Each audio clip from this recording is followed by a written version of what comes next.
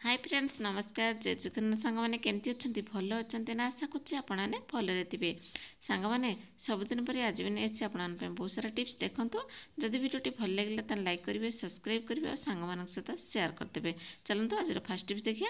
आज fast tips देखो मोर किसी काजू अच्छी मो पाखे देखिपे ये काजूटा को नहीं गोटे टिप्स देवी देखो आपन तो समस्ते काजू यूज करते घर तो समस्त ड्राई फ्रुट्स रखुए ना ड्राई फ्रुट रखला कौन हुए ना से बेले बेले जो काजू गुड़ा नहीं कि तार मिठांश बहुत थाए से पिंपुड़ी हो जाती ଆପଣ କ'ଣ କରୁଥିବେ ନା ପିମ୍ପୁଡ଼ି ହେଲେ ତ ସବୁ ଖାଇଦେବେ ନା ତେଣୁ ନଷ୍ଟ ହୋଇଯିବ ବହୁତ ସାରା। ତେଣୁ ଆପଣ କ'ଣ କରିବେ ନା ଏକୁ ଆପଣମାନେ କେମିତି ଷ୍ଟୋର୍ କରି ରଖିବେ ଯେମିତି ପିମ୍ପୁଡ଼ି ନ ହେବ। ଆପଣ କ'ଣ କରିବେ ନା ଟିକେ ଚା ପତି ନେଇ ଆସିବେ। ଆପଣଙ୍କର ତ ଘରେ ସମସ୍ତଙ୍କର ଚା ପତି ଚା ଖାଉଥିବେ ନା ଚା ଥିବ ସେ ଚା ପତି ଆପଣମାନେ ଏମିତିକି ରଖିଦେବେ। ଯଦି ଆପଣମାନେ ଏମିତିକି ଥାଳିରେ ଆପଣମାନେ ଗଡ଼େଇ ଦେବେ ଗଡ଼େଇ ଦେଇକି ଆପଣମାନେ ତାକୁ ଯଦି ପିମ୍ପୁଡ଼ି ହେଇଛି ତାହେଲେ ଏମିତି ଗୋଳେଇ ଦେଇକି ରଖିଦେବେ। କିଛି ସମୟ ପରେ ଦେଖିବେ ସେ କାଜୁର ଯେତେ ଥର ଆପଣଙ୍କର ମାନେ ଲାଗିଥିବ ପିମ୍ପୁଡ଼ି ନା ସବୁ ପଳେଇ ଯିବେ। ଆଉ ତାକୁ କ'ଣ କରିବେ ନା ଆକୁ ଆପଣମାନେ ଡବାରେ ରଖିଦେବେ କାହିଁକି ନା ଡବାରେ ଆପଣ ରଖିଦେଲେ କେବେ ବି ନା ଆପଣ ଦେଖିବେ ସେ ପିମ୍ପୁଡ଼ି ଯିବାକୁ ଇଚ୍ଛା କରିବେନି। ଯଦି ବାହାରକୁ ଯାଇଥିବେ ନା ସେ ବାହାର ପଳେଇ ଆସିବେ। ଦେଖନ୍ତୁ ମୁଁ ଏଠି ରଖିଦେଲି ସବୁ ଯାକ କାଜୁ ଏଇଠି ରଖିଦେବି। ରଖି ସାରିଲା ପରେ ଯେଉଁ ତଳେ ଯେଉଁ ମୋର ରହିଲା ଚା ପତି ଯାକ ନେଇକି ସେ ଚା ପତିକୁ ମୁଁ ଏଥିରେ ରଖିଦେବି କାହିଁକି ନା ଏଥିରେ ରଖିଦେବା ଫଳରେ ସେ ଜମା ବି ଆଉ ପିମ୍ପୁଡ଼ି ଯାକ ହେବେନି। ଆପଣ ଥରେ ଟ୍ରାଏ କରନ୍ତୁ ଜାଣିପାରିବେ।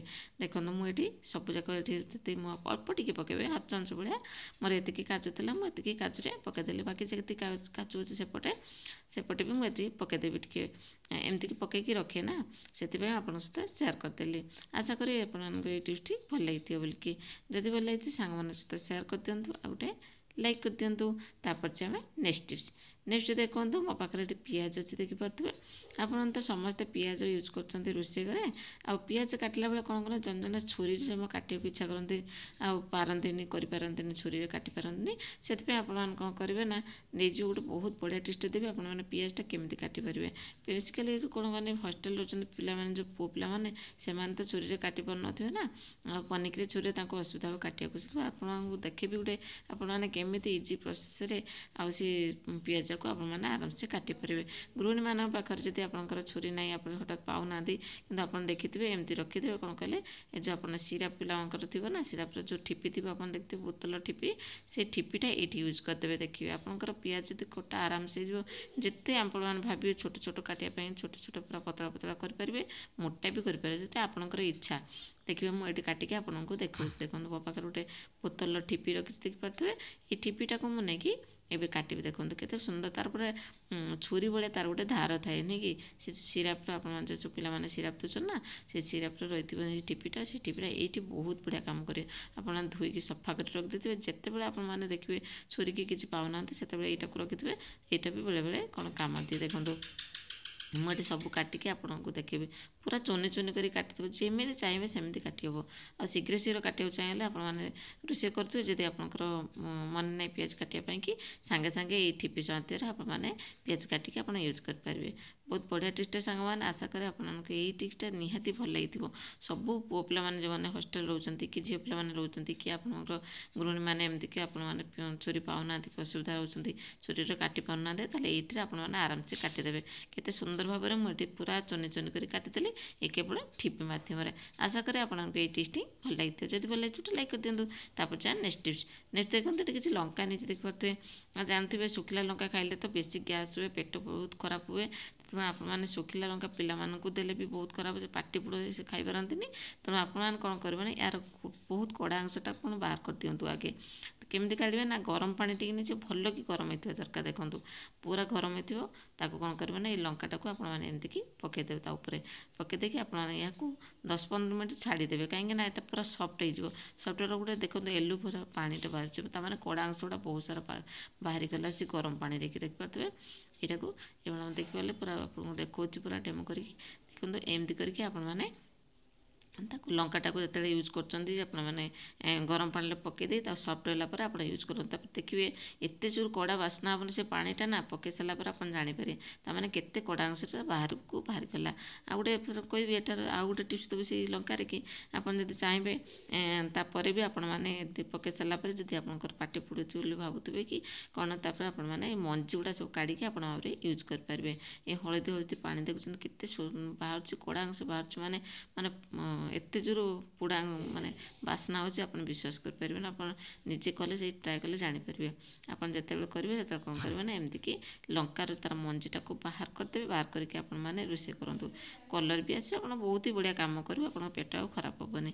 ଯଦି ଭଲ ଲାଗିଛି ଲାଇକ୍ କରିଦେବେ। ତାପରେ ଯେଉଁ ନେକ୍ସଟ ଟିପ୍ସ, ଏଠି ଦେଖନ୍ତୁ ମୋର ଚାର୍ଜର, ଏଠି ଚାର୍ଜର ମୋର ତାର ସବୁ ମୋର ନଷ୍ଟ ହୋଇଯାଇଛି। ଏଇଟାକୁ ମୁଁ ଗୋଟେ ବହୁତ ବଢ଼ିଆ କାମରେ ଲଗେଇଦେବି। ଦେଖନ୍ତୁ ଏଇଟାକୁ କ'ଣ କରିବେ ନା ଆପଣ ଯେତେବେଳେ ଚାର୍ଜ ଯେତେ ଖରାପ ହେଉଛି ନଷ୍ଟ ହେଉଛି ଫୋପାଡ଼ିବେନି। ଏଇଟା ଗୋଟେ ଏମିତି କାମରେ ଲଗେଇଦେବେ। ଦେଖନ୍ତୁ ମୋବାଇଲର ଷ୍ଟାଣ୍ଡ ବନେଇଦେବେ। ଦେଖନ୍ତୁ ମୁଁ ଏଠି ମୋବାଇଲର ଷ୍ଟାଣ୍ଡ ବନେଇଦେଲି, କେତେ ସୁନ୍ଦର ଭାବରେ ମୋ ମୋବାଇଲଟା ଏଠି ରହିଗଲା। ଆପଣ ଯେଉଁ ଭଳିଆ ଯେଉଁଠି ଆପଣମାନେ ଘୁଞ୍ଚିବାକୁ ଚାହିଁବେ ଆରାମସେ ଘୁଞ୍ଚିଯିବ। ଦେଖନ୍ତୁ ରୋଷେଇ କରୁ କରୁ ଆପଣମାନେ ଆରାମସେ ଦେଖି ଦେଖିକି ରୋଷେଇ କରିପାରିବେ। କେତେ ବଢ଼ିଆ ଟିପ୍ସଟେ ସାଙ୍ଗମାନେ ଦେଖୁଛନ୍ତି। ଏଇଟାକୁ ଆପଣମାନେ ଫୋପାଡ଼ି ଦେଇଥାନ୍ତେ, କାହିଁକିନା ଚାର୍ଜର ତ ଆପଣ କିଛି କାମ ନାହିଁ ବୋଲି ଭାବୁଥାନ୍ତେ, ତାକୁ କ'ଣ କଲେ ଏତେ ରିଜେକ୍ଟ ହେଇଗଲା।